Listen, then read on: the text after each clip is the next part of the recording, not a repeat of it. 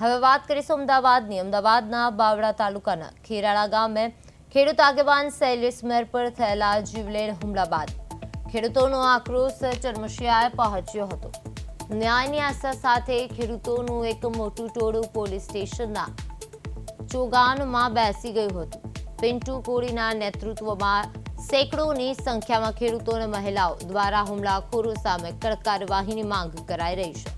પરિસ્થિતિ એટલી ગંભીર હતી કે ડીવાયએસપીથી લઈને એસઓજી સુધીની ટીમ ઘટના સ્થળે દોડી આવી હતી। પોલીસના ઉચ્ચ અધિકારીઓ ઘટના સ્થળે પહોંચીને આંદોલનકારી ખેડૂતોને શાંત પાડવા અને ધરણા પ્રદર્શન સમેટી લેવા માટે સમજાવટના પ્રયાસો કર્યા, પરંતુ ખેડૂતોએ સ્પષ્ટ શબ્દોમાં ચીમકી ઉચ્ચારી કે જો જ્યાં સુધી હુમલાખોરોની ધરપકડ કરવામાં નહીં આવે ત્યાં સુધી તેઓ પોલીસ સ્ટેશન પરિસર છોડશે નહીં।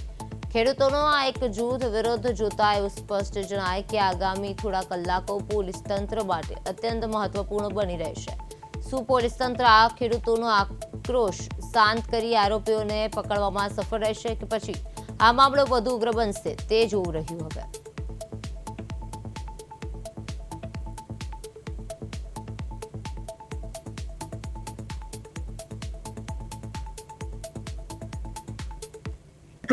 હું એટલું જ કહીશ કે શું ગુનેગારના આટલી બધી છુટ્ટી આલેલી છે અને આ જે હુમલો કર્યો છે એ જે પણ હોય એનો જાહેરની અંદર વરઘોડો કાઢવામાં આવે અને જ્યાં સુધી એ તમામ લોકોને ગિરફ્તાર કરવામાં નહીં આવે ત્યાં સુધી આ એક પણ ખેડૂતો મહિલા હોય કે પુરુષ હોય એ કોઈ પણ ઘરે જવાના નથી।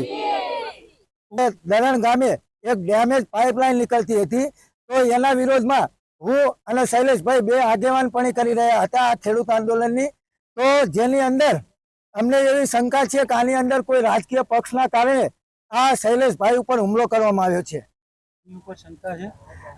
એવું તો અત્યારે હું કોઈ ચોખવટ નહીં પાડું, પણ અમને પૂરેપૂરી માહિતી છે કે આની અંદર કોઈ રાજકીય ષડયંત્ર છે।